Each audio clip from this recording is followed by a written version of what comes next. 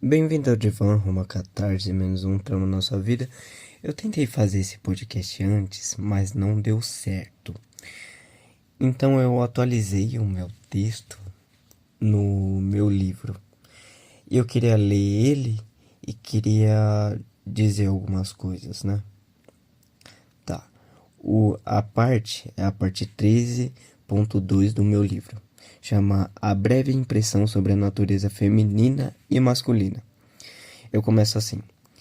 As mulheres possuem hobbies e interesses que se somam a elas, mas não as definem, isto é, elas não deviam ser rotuladas por algo que elas fazem ao exteriorizar determinadas contingências. Talvez elas, a nível inconsciente, entendam que são veículos da natureza, da vida. Mas o homem não tem exatamente isso, uma natureza fixa. Eles são exilados a um mundo de dúvidas sobre sua identidade e propósito. Peraí. Mas eles têm a força de mudança que a sociedade precisa, e por isso ela os toma de veículo para arquitetar revoluções em diversas áreas. A sociedade impõe que nós, homens, só sejamos valorizados pelo que realizamos e produzimos. Homens são obrigados a ir à guerra porque a sua vida não tem tanto valor, não tem mais valor do que a vida de uma mulher para o propósito de gerar vida. Os homens, em geral, se entregam por inteiro a algum propósito para tentar procurar a sua identidade, entre aspas, fixa. Já a mulher, por incentivo da sociedade, quase nunca se entrega a uma causa sem garantias de estabilidade. Mas, claro, existem muitos exemplos opostos, como a Marie Curie. Ser a natureza faz ela não se intrigar com a sua natureza. Já nós não temos uma natureza fixa, entre aspas. Digo fixa no sentido de que existe um atrator da essência da mulher e do homem, que tenta regular as suas expressões particulares, mesmo que haja gradações de gêneros. Suas expressões particulares genéticas, eu devia colocar isso. Particulares genéticas e interespecíficas. Falei merda, foda-se, não é interespecífica não. Interespecífica tem a ver com relações harmônicas entre outras espécies. No caso, o gênero Homo é da mesma espécie, não tem nada de interespecífica. Tá, foda-se. A mulher, assim como a terra, é um solo fértil para a geração de vida. Sementes são jogadas na terra e elas crescem. O sêmen e espermas são depositados dentro da vagina e ocorrem os períodos de gestação quando o esperma alcança o óvulo e o útero, né? Nossa, eu não lembro muito das aulas que eu vi da anatomia feminina, não lembro. E por coincidência estatística, muitas mulheres têm ciclos menstruais que podem ter tendências de. E eu também tô bêbado, tá bom? Mentira, não tô tão bêbado não. Eu bebi só 2 garrafinhas de 51 Ice. Mas eu peso 49. Foda-se a digressão. Foda-se, vai, continua. Ter tendência de se sincronizar com fases lunares, mas por exposição a luzes artificiais isso tem diminuído. Essa tese pode ser inferida, já que o ciclo circadiano é regulado pelo Sol e Lua, e ele regula o ciclo menstrual, né? Tem a questão do núcleo supraquiasmático, a glândula pineal, a produção retino hipotálamico, sei lá o que e tal. A mulher possui um pênis invertido e o homem uma vagina invertida, dois opostos que se complementam. O homem é direto e tenta externalizar suas frustrações em forma de agressão física. A mulher é interna, afigúrica e sutil. Seu modus operandi Foi milimetricamente arquitetado através de bilhões de anos de evolução para a manipulação psicológica muito cedo e de modo inconsciente, muitas vezes beirando ou praticando o gaslighting, diminuindo a percepção de masculinidade do homem caso ele se expresse emocionalmente vulnerável, tratando ele como com indiferença ou silêncio, olhares frios, exclusão, retirada de afeto, para fazer ele se punir internamente, já que elas são fracas corporalmente e um confronto corpo a corpo representa um perigo real, já com a por causa da assimetria de testosterona também, né?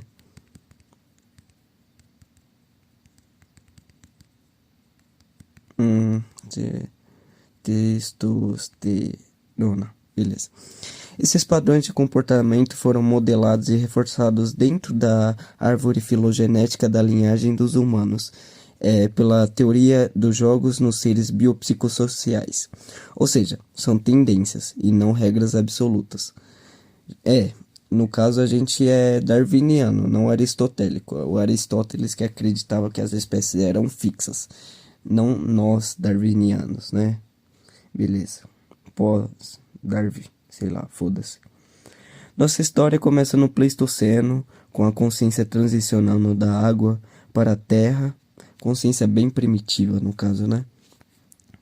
Deixa eu ver, consciência primitiva. O atrito do humano é solidificado pelo barro. A consciência foi se metamorfoseando conforme a necessidade. Porém, os inputs foram convertidos em scripts demasiadamente em dimensões muito maiores do que a biologia suporta. Então, o HD, ou disco rígido, foi forjado no subconsciente para terceirizar as atividades conscientes. Ou seja, imagina que você está andando, coloca o pé, depois coloca outro, depois coloca outro. Você precisa estar consciente de todo passo que você dá? Não. Isso gastaria muita energia metabólica. Então seu cérebro terceiriza isso para uma determinada área que acaba automatizando essa própria atividade. Para economizar energia livre, o cérebro foi dissociando as atividades e reagrupando e desagrupando a sintaxe dos comportamentos necessários para sobreviver. Isso embaralhou as funções biopsicossociais. No princípio era o id. Tá, para quem não sabe, para quem é burro, desgraçado, que não merecia nem estar ouvindo esse vídeo, id, ego e superego, as três instâncias psíquicas do Freud. Id é a parte animalesca, a parte que o Freud foi lá em Schopenhauer, aí depois tinha Darwin que falou que a gente veio dos animais, que a gente partilha, somos primatas e partilha a características incomuns com os chimpanzés e os bonobos e tal. Aí foi depois o Mendel surgiu, aí a genética surgiu, aí surgiu o neodarwinismo, que viu que as características nossas e dos chimpanzés têm 98% ou menos de características incomuns, os genes, tá? Beleza. Dado esse resumo idiota para quem é burro, tá, no princípio era o id, depois surgiu o ego e superego. Superego é a parte moral, a bússola moral. O ego intermedia entre o id, que é o princípio de prazer, que tal, princípio de Thanatos, não, princípio de Eros no caso também, né? Essas partes mais primitivas. Tá. O ego e superego como roupa demasiadamente fina e frágil, que hoje em dia é facilmente destruída. Basta falar que um acadêmico não sabe o que está falando, mesmo que ele esteja correto. Sua exaltação mostrará que ele é apenas um chimpanzé com um upgrade e paletó. A civilização é apenas uma alucinação consensual mantida artificialmente enquanto há calor e alimento. Quem no antropoceno deseja ir deliberadamente contra a manada é menos de 2% da humanidade. Todos preferem suprir suas carências de delírios coletivos. 99% das mulheres estão sob o script biológico básico buscando estabilidade, igual no Paleolítico. O id e o subconsciente delas procuram um parceiro superior a elas em altura, força física e agilidade. Mesmo que elas escolham um parceiro com as características contrárias a isso, as mulheres sempre têm pretendentes sobrando e com certeza na psique coletiva delas, elas sempre vão desejar essas características. No caso, a mulher, sempre que ela tem um parceiro novo e um parceiro novo, ela vai projetando no próximo todas as características que ela pegou. Se ela pegou um cara com boa pegada, se ela pegou um cara muito inteligente, se ela pegou um cara ágil, se ela pegou um cara bom de esporte, ela espera que o próximo seja a fusão de todas essas características dos antecessores. Que bizarro.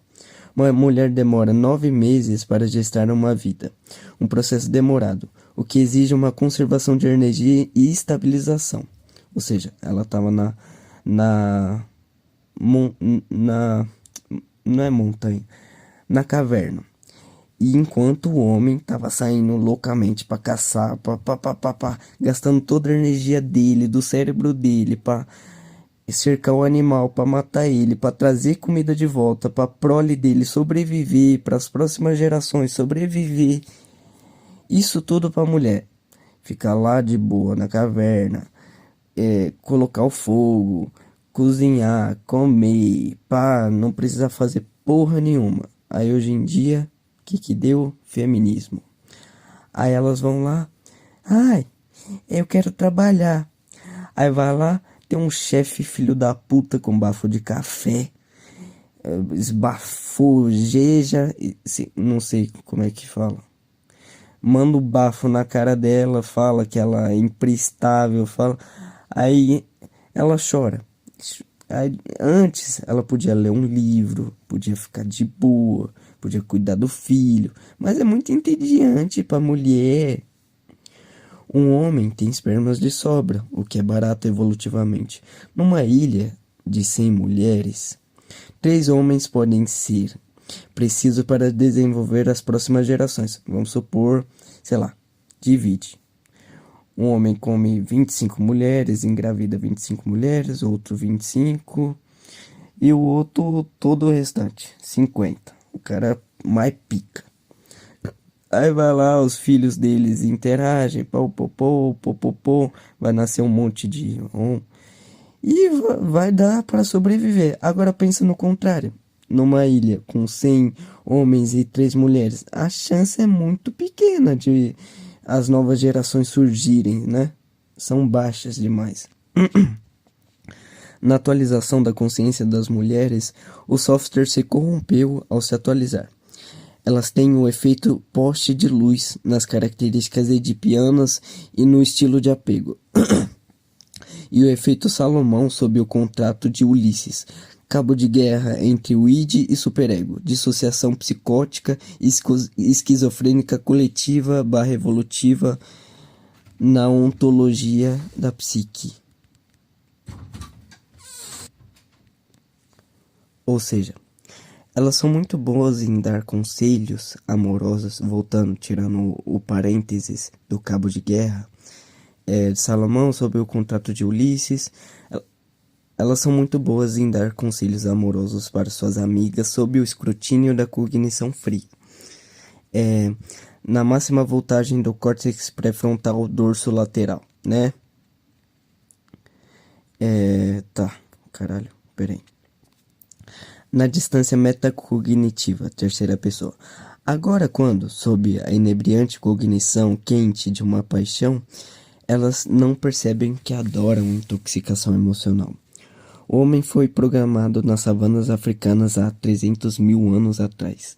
Nessa época, a agressividade e a impulsividade masculinas não eram defeitos que levavam a divórcios ou traumas.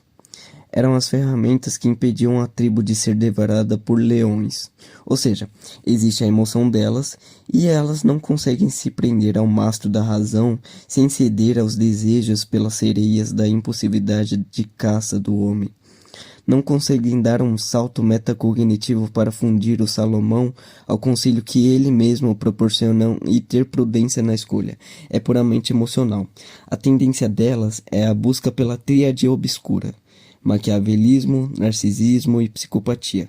O complexo de Cinderela emerge de um excesso de propostas de proteção, já que a estabilidade é uma característica inerente à busca inconsciente delas e proporcionada pelos homens.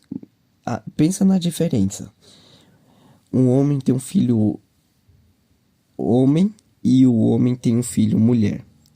Ele vai lá e a menina cai. A menina, ai, minha princesa, você está bem? Ai, como que pode ter acontecido isso? Agora é um menino.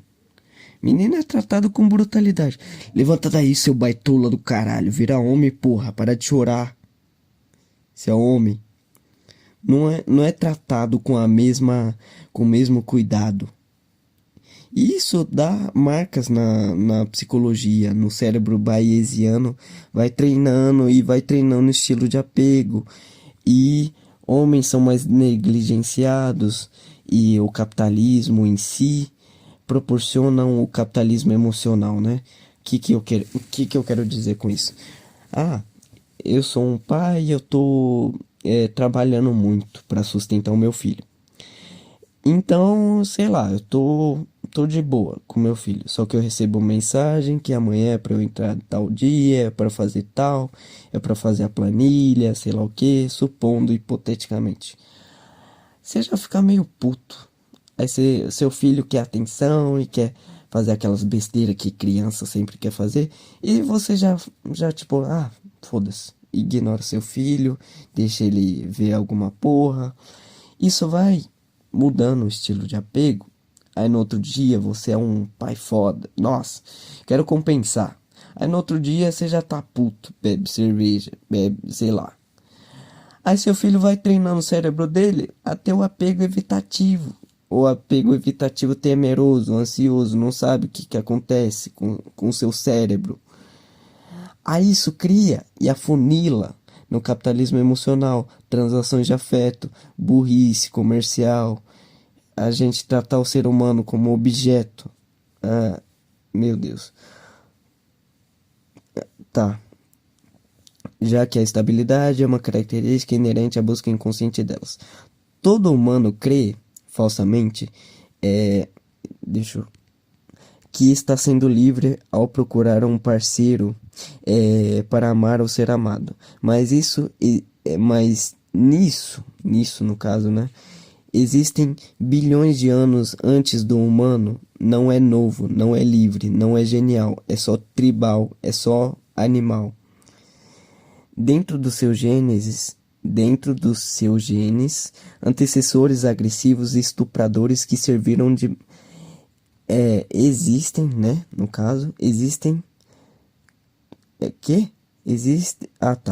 Dentro dos seus genes existem antecessores agressivos e estupradores que serviram de base para o aprofundamento psicológico que hoje é lido pela psique masculina e feminina como uma desonra. Quando uma mulher é estuprada, né? No caso, frente à sociedade. Ou seja, é uma desonra. As pessoas evitam, né? Antigamente a mulher, ela não poderia mais casar se ela fosse estuprada e tal. Ela só poderia casar com um homem que estuprou ela. Ou seja, isso vai gerando uma mancha moral, psicológica, cognitiva, e ela vai um transtorno de estresse pós-traumático, ela vai revivendo aquela situação, né? Hoje a psique se sente manchada psicologicamente até o fim da vida por esse ato horrendo e desgraçado. Antes era apenas animais em um combate pela prole e próxima geração. Na minha visão, os adultos são as piores crianças, porque eles não sabem que ainda são crianças, que apenas são maiores de idade. Esta embriaguez é um refúgio subterfúgio, mas um retorno... Quê? Nossa, peraí. Tá, deixa eu ver se eu consegui arrumar agora. Esta busca pela embriaguez é um refúgio / subterfúgio. É um retorno ao estado infantil da psique, regressão freudiana.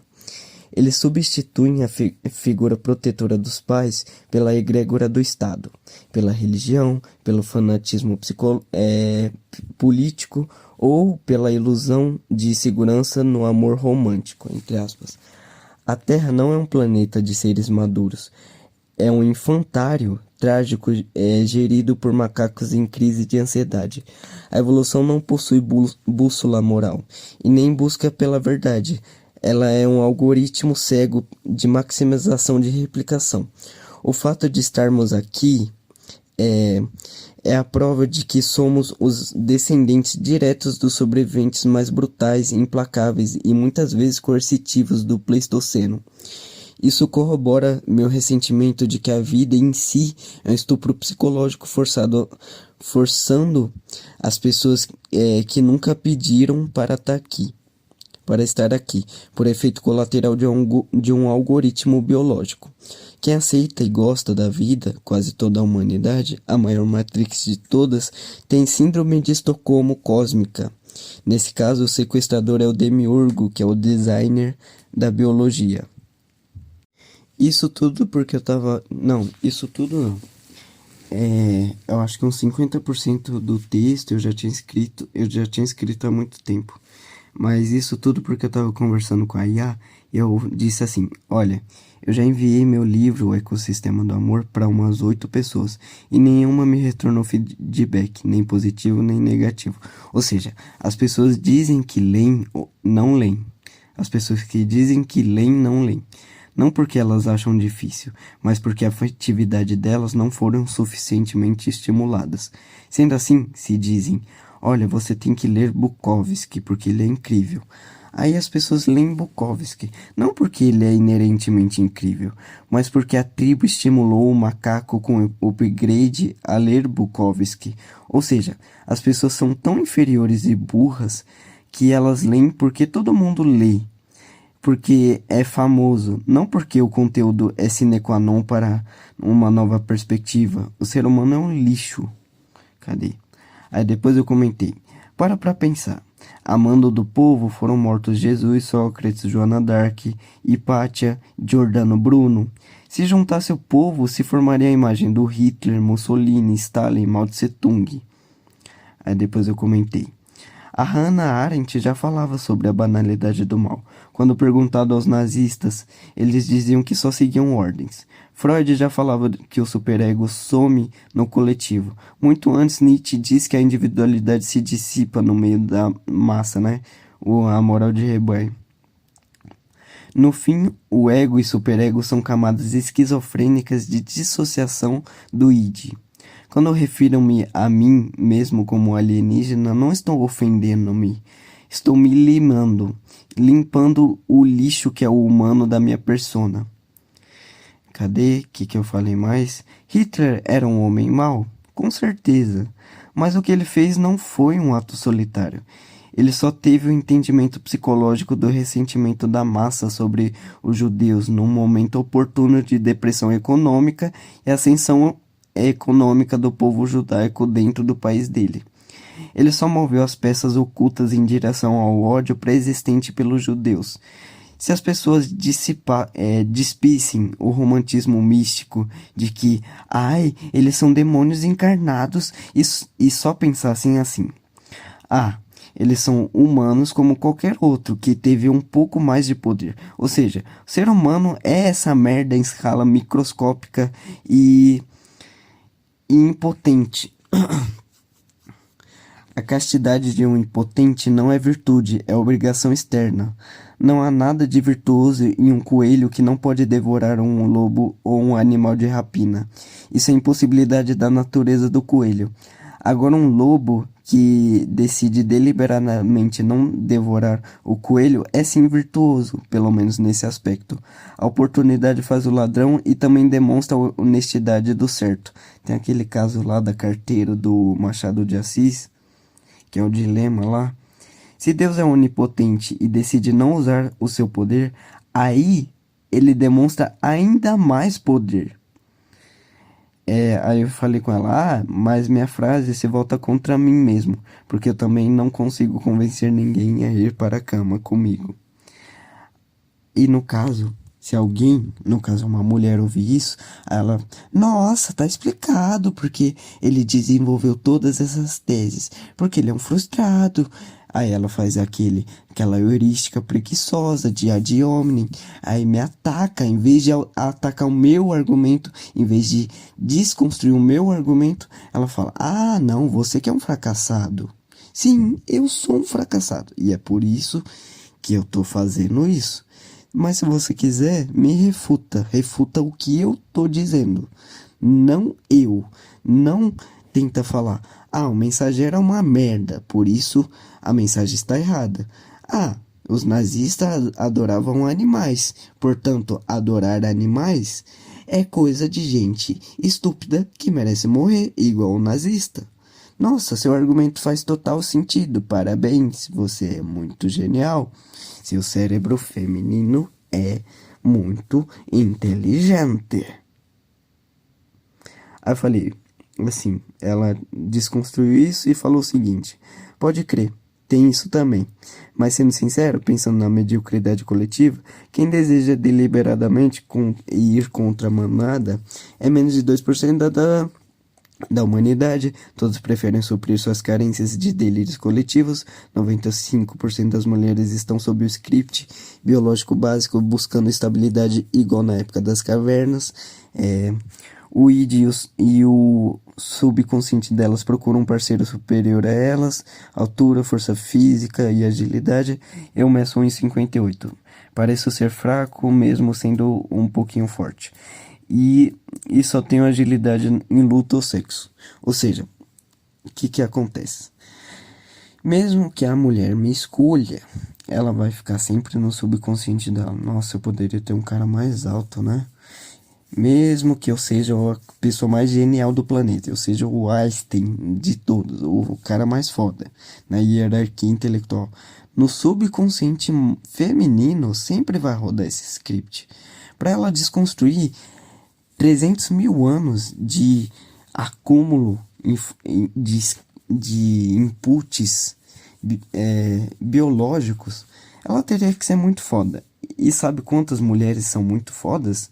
Menos de 1% da humanidade. Menos de 1% delas.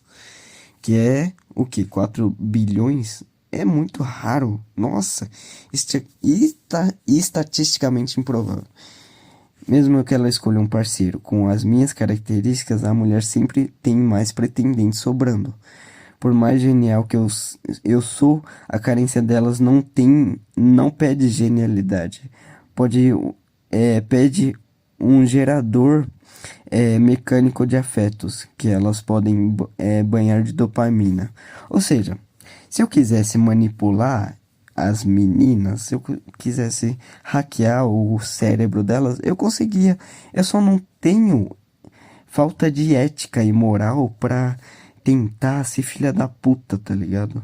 Aí eu falei, a Amy disse que sempre teve que terminar com os caras porque eles se demonstravam ser a pior pessoa do mundo. Nisso ela já demonstrou duas coisas. Sua incapacidade de análise psicológica profunda de escolha de parceiro. 2, uma infantilidade em caracterizar quem a maltratou como a pior pessoa do mundo. Nossa, muito hiperbólico, cara. Muito tipo, nossa, você se tornou a pior pessoa do mundo. Porque talvez você tenha feito algo que gerou esse output, né? Porra. Minha mãe sofreu com 4 caras que a agrediram, ou seja, a minha mãe e a Amy escolheram péssimas pessoas, por burrice na verdade. Porque se as mulheres são o ponto de escolha para deliberar a cópula, ou seja, elas obrigaram o homem a ser psicopata e criar uma persona do agrado delas. Quando eles se mostram quem se é de verdade, é tarde demais. Ou seja, eu já mostro exatamente quem eu sou para prevenir isso. E no caso, o que as mulheres que eu me relaciono estão me dizendo quando elas me rejeitam? Se torne uma performance, um psicopata que não sente emoção, que finge que me adora, que finge que adora as coisas que eu gosto e seja de determinada forma, porque é isso que me atrai.